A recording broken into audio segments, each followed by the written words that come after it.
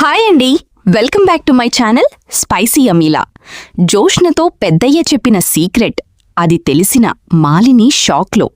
అవునండి, పెద్దయ్య జోష్నతో ఎలాంటి సీక్రెట్ చెప్పాడు, ఆ సీక్రెట్ మాలినికి ఎలా తెలిసింది, మాలినికి ఎందుకు షాక్ కలిగింది తెలుసుకోవాలంటే వీడియోని చివరి వరకు స్కిప్ చేయకుండా చూసేయండి. సూరజ్తో జోష్న పెళ్లి జరగాలని మీరు కూడా కోరుకుంటున్నారా? అయితే వెంటనే ఛానల్ని సబ్స్క్రైబ్ చేసుకోండి. కార్తీక్ దీపాల్తో అయితే జోష్నా చెప్తుంది కదా, సూరజ్తో తన పెళ్లి జరిపించడానికి హెల్ప్ అడుగుతుంది. వాళ్లు సరే అని ఒప్పుకుంటారు. దీపా అయితే సూరజ్కి నమ్మకం కలిగించడానికి ప్రయత్నాలు చెయ్యాల్సింది నువ్వే జోష్నా అంటే దానికోసం ఏమి చెయ్యాలి అని అడుగుతుంది. సూరజ్ని పించిన పెద్దయ్య ఉన్నాడు కదా, ఆయన దగ్గరికి వెళ్లి ఆయన బాగోగులను అడిగి తెలుసుకోమనైతే సలహా ఇస్తుంది. సరే అంటూ జోష్నా ఒప్పుకుంటుంది. జోష్నా పెద్దయ్యను కలవడానికి హాస్పిటల్కైతే వెళ్తుంది. అక్కడ పెద్దయ్యని అడుగుతుంది. పెద్దయ్య, ఇప్పుడు ఎలా ఉంది మీ ఆరోగ్యం? బాగుందమ్మా, ఆపరేషన్కి కావలసిన సహాయం నాకు సూరజే చేశాడు. సూరజ్కి నేనంటే ఎంతగానో అభిమానం. నాకేమైనా జరిగితే పాపం సూరజ్ తట్టుకోలేడు. వాడికి అమ్మ లేదు కాబట్టి తల్లి మమకారం మొత్తం నా దగ్గరే పొందాడు. అందుకే నేనంటే వాడికి ప్రాణం. వాడంటే కూడా నాకు అంతే ప్రాణం. కానీ చెప్తూ ఉంటాడు, ఇదేంటి పెద్దయ్యా, అమ్మ ప్రేమను అందించాను అంటాడు, అమ్మలా చూసుకున్నాను అంటాడు, మరి నాన్న గురించి ఏమీ మాట్లాడడే. పెద్దయ్యా, సూరజ్ అమ్మనాన్న గురించి మీకేమీ తెలియదా అని జోష్న అడుగుతుంది. ఇంతకీ నువ్వెవరమ్మా? సూరజ్ గురించి అంతగా అడుగుతున్నావు అంటే సూరజ్కి దగ్గర సంబంధమున్న మనిషిగా తెలుస్తుంది. సూరజ్తో పాటు కలిసి పనిచేస్తావా? సూరజ్కి ఫ్రెండువా అని అడుగుతూ ఉంటాడు. అప్పుడు జోష్న, అలాంటిదే అనుకోండి పెద్దయ్యా. ఇంకా చెప్పాలంటే సూరజ్తో నాకు ఇంకా చాలా దగ్గర బంధం. అంటే నేను సూరజ్ని ఇష్టపడుతున్నాను. సూరజ్తో పెళ్లి కూడా చేసుకోవాలని అనుకుంటున్నాను.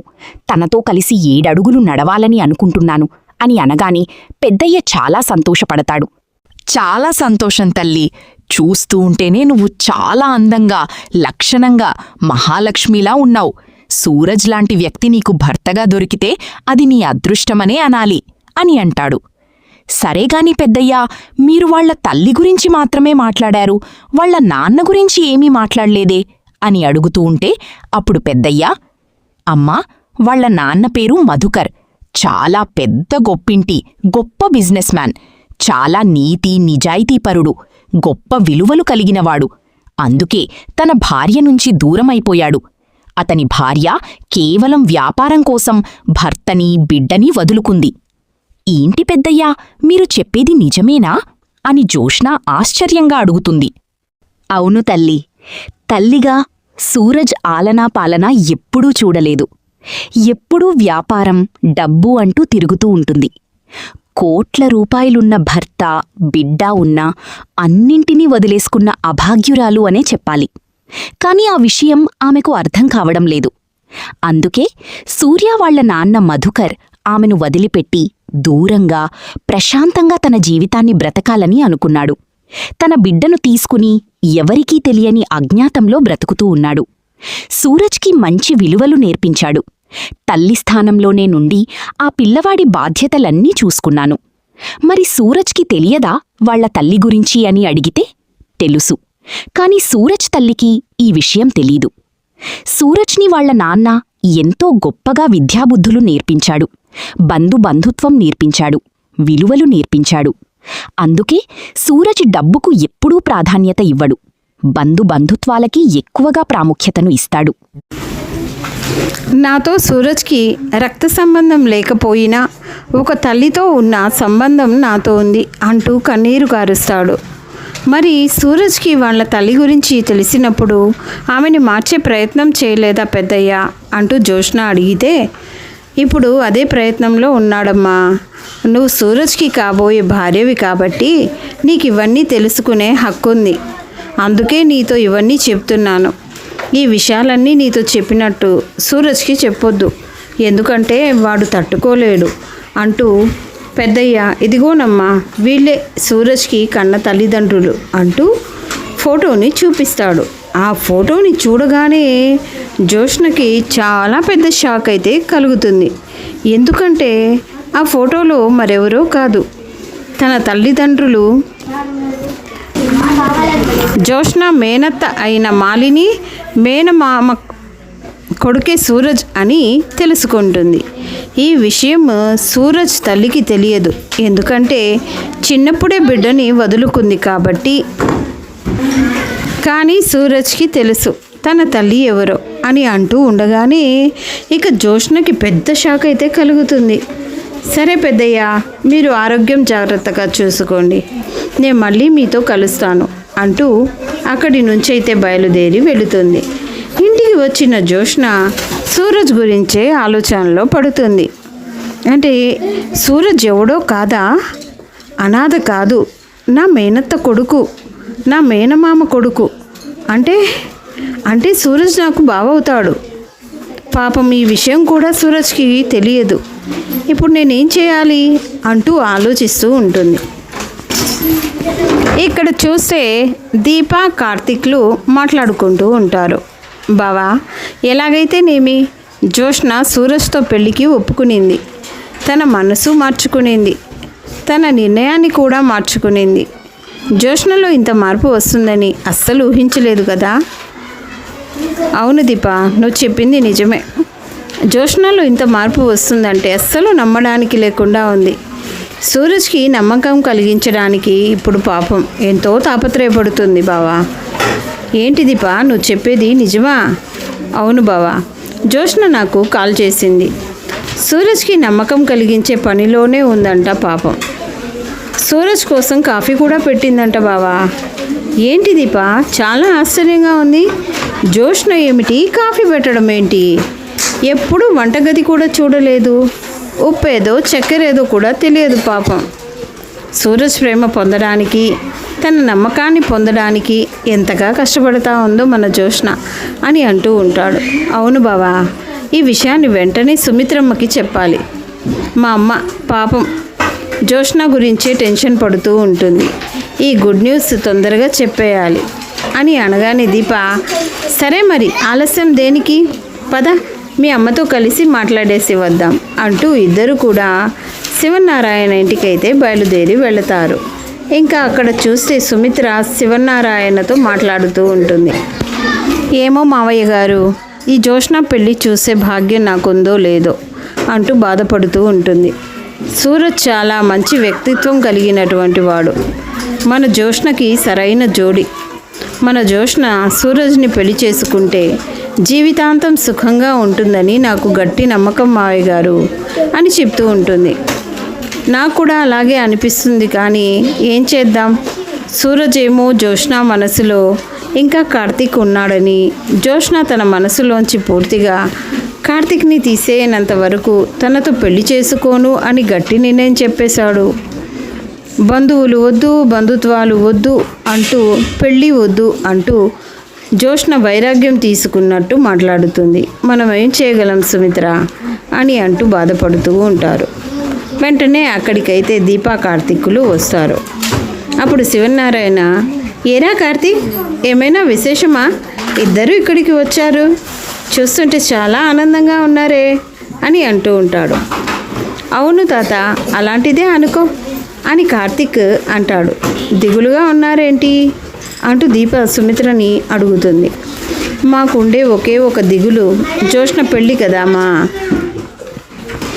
దాని గురించే ఆలోచిస్తూ ఉన్నాం అని చెప్పేసరికి దీప, అమ్మ మీరు జోష్న గురించి దిగులు పడకండి, జోష్న పెళ్లి చేసే బాధ్యత మాది అని అంటూ ఉంటే సుమిత్ర, అదే ఎప్పుడు అని కదా, దాని పెళ్లి చూసే భాగ్యం నాకు ఉందో లేదో అంటూ బాధపడుతూ ఉంటుంది. సుమిత్రమ్మ గారు, మీరు బాధపడకండి, మేము ఇచ్చిన మాట నిలబెట్టుకునే రోజు తొందరలోనే ఉంది. ఈ గుడ్ న్యూస్ చెప్పడానికే మేము ఇక్కడికి వచ్చాం అని అంటూ ఉండగానే, ఏంటి దీపా, నువ్వు చెప్పేది నిజమేనా అని అంటూ ఉంటే కార్తీక్ అంటాడు. అవును తాత, పొద్దున్నే జోష్న మా ఇంటికి వచ్చింది. ఏంటి కార్తీక్, జోష్న మీ ఇంటికి వచ్చిందా అని అడుగుతారు.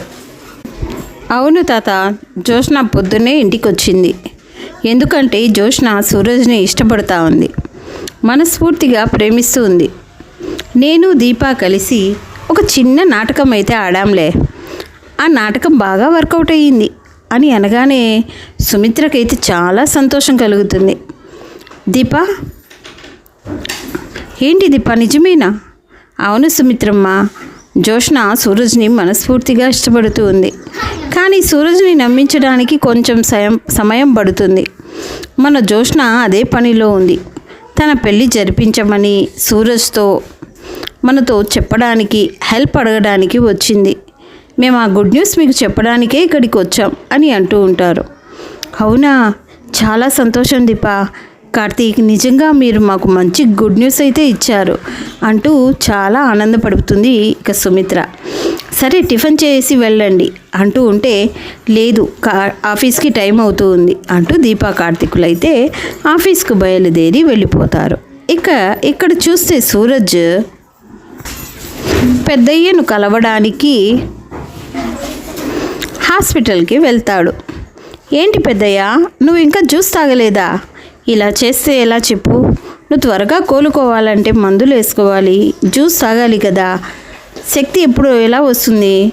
జ్యూస్ తాగాలి కదా పెద్దయ్య అని అంటూ ఉండగానే పెద్దయ్య కోసం జ్యూస్ కలపడానికి వెళ్తాడు. అంతలోనే పెద్దయ్య, వద్దురా సూరజ్, ఇప్పుడే వేసుకున్నాను, జ్యూస్ కూడా నా కోడలు ఇచ్చింది అని అంటూ ఉండగానే సూరజ్కి అయితే పెద్ద షాక్ కలుగుతుంది. ఆశ్చర్యంగా అడుగుతాడు, కోడలా? అదెవరు? నాకు తెలియని కోడలు? అదేరా సూరజ్, నీ కాబోయే భార్య అని అనగానే ఒక్కసారిగా సూరజ్ అయితే షాక్ అయిపోతాడు. ఏంటి, నాకు కాబోయే భార్యనా? అది నాకు తెలియకుండానా? ఏంటి పెద్దయ్య నువ్వు చెప్పేది అని అంటూ ఉండగానే, అవునురా, నీ కాబోయే భార్య నాకు చాలా బాగా నచ్చింది. అందంగా ఉంది, మహాలక్ష్మిలాగా ఉండి, నువ్వంటే తనకి ఎంత ప్రేమ తను చెప్పింది అని అనగానే, ఎవరు పెద్దయ్య నాకు తెలియని నీకు కాబోయే కోడలు, నాకు కాబోయే భార్య అని అడుగుతూ ఉండగానే, అవునురా, పేరు అడగడం మర్చిపోయానే అని అంటూ ఉంటాడు. చాలా మంచి పిల్ల, వద్దు అన్నా కూడా జ్యూస్ కలిపి ఇచ్చింది, మందులు ఇచ్చింది, టయానికి మందులు వేసుకోమని చెప్పింది అని అనగానే ఇక సూరజ్ అయితే ఆలోచనలో పడతాడు. ఎవరబ్బా నాకు తెలియని నా కాబోయే భార్య అంటూ ఆలోచిస్తూ ఆఫీసులో తనకు ప్రపోజ్ చేసిన గీతని ఆలోచిస్తాడు. గీత ఏమైనా ఇలా చేసి ఉంటుందా? అయినా తనకి స్పష్టంగా చెప్పానే నా మనసులో ఇంకొకరు ఉన్నారని. మళ్ళీ గీత ఎందుకు ఇలా చేసింది అని ఆలోచిస్తూ ఉంటాడు. సరే అని పెద్దయ్యకు మందులు వేసుకోమని చెప్పి ఆఫీస్కి అయితే బయలుదేరుతాడు. ఆఫీసులో కూడా జోష్న సూరజ్ వైపు చూస్తూ ఉంటుంది. ఇదేంటి జోష్న ప్రవర్తన పొద్దున్నుండి వేరుగా ఉంది? పొద్దున్నే కాఫీ ఇచ్చింది, ఇప్పుడేమో నన్ను ఇలా చూస్తూ ఉంది. కొంపదీసి సైట్ ఏమైనా కొడుతుందా అంటూ అనుకుంటూ జోష్న వైపు అలా చూస్తూ ఉంటాడు. సూరజ్ జోష్నని అడుగుతాడు, కొంపదీసి సైట్ ఏమైనా కొడుతున్నావా? ఏంటి ఎలా చూస్తున్నావు అని అనగానే ఇక జోష్న, ఏంటి భ్రమపడుతున్నావా అని అడుగుతుంది. అయినా నా భ్రమ కాకపోతే నీ మనసులో మీ బాబున్నప్పుడు నన్ను ఎందుకు చూస్తావులే? నువ్వు చెప్పింది నిజమే జోష్న, నిజంగానే నా భ్రమ అయి ఉంటుంది అని అంటాడు. సూరజ్ సీటు వైపు వచ్చి నిలబడుతుంది జోష్న. మళ్ళీ మనసులో అనుకుంటాడు, ఇదేంటి తేడాగా ఉందే, నా దగ్గర వచ్చి నిలబడింది ఏమిటి అంటూ ఆలోచిస్తూ ఉంటాడు. నువ్వు చెప్పింది నిజమే, నిజంగానే నా మనసులో మా బావున్నాడు, కానీ అది కార్తీక్ బావ కాదు అని అనగానే, మరెవరో అని అంటూ అడుగుతాడు సూరజ్. అప్పుడు సూరజ్, సరే కానీ చూస్తుంటే బాగా అలసిపోయినట్టున్నావు, రా బావా కాఫీ తాగుదాం అని అనగానే సూరజ్కి మళ్ళీ షాక్ కలుగుతుంది. ఏంటి బావనా? బావా అని అంటుందేంటి అంటూ, నువ్వు నన్ను బావా అని పిలిచావా? అవును, నువ్వే కదా నా మనసులో ఉన్నావు, నా మనసులో బావున్నాడు అన్నావు కదా, అందుకే నా మనసులో ఉన్న వ్యక్తిని బావా అని పిలుస్తున్నాను. పద బావా కాఫీ తాగుదాం అని అంటుంది. నువ్వు నన్ను బావా అని పిలిచినంత మాత్రాన మీ బావస్థానంలో నేనున్నట్టు కాదు అని సూరజ్ అంటాడు. సర్లే పద కాఫీ తాగుదామంటూ ఇద్దరు వెళ్ళి కాఫీ తాగుతారు. జోష్నకి మాలిని ఫోన్ చేస్తుంది. నేను నీతో అర్జెంటుగా మాట్లాడాలి అని అనగానే, నాతో ఏం మాట్లాడాలి? నేనేమీ మీతో మాట్లాడను, నాకు అవసరం లేదు అని జోష్న అంటుంది. లేదు లేదు మేనకోడలా, నువ్వు రావాల్సిందే, ఒక్కసారి రా, ముఖ్యమైన విషయం నీతో మాట్లాడాలి, ఇదే చివరిసారి, ఆ తర్వాత నీ ఇష్టం అని అంటుంది. సరే అంటూ జోష్న ఎక్కడ కలవాలో ప్లేస్ కనుక్కుంటుంది. మాలినిని కలవడానికి ఆ ప్లేస్కి అయితే వెళుతుంది. రా మేనకోడలా, నీతో మాట్లాడడానికి నేను అంతగా భంగపడాలా ఏంటి? మీ మేనత్తతో కలవడానికి మాట్లాడడానికి కూడా శివనారాయణ గారు నీకు పర్మిషన్ ఇస్తేనే రావాలా అని అడుగుతుంది. అత్త, నువ్వెందుకు నన్ను పిలిచావో ఆ విషయం గురించి మాట్లాడు,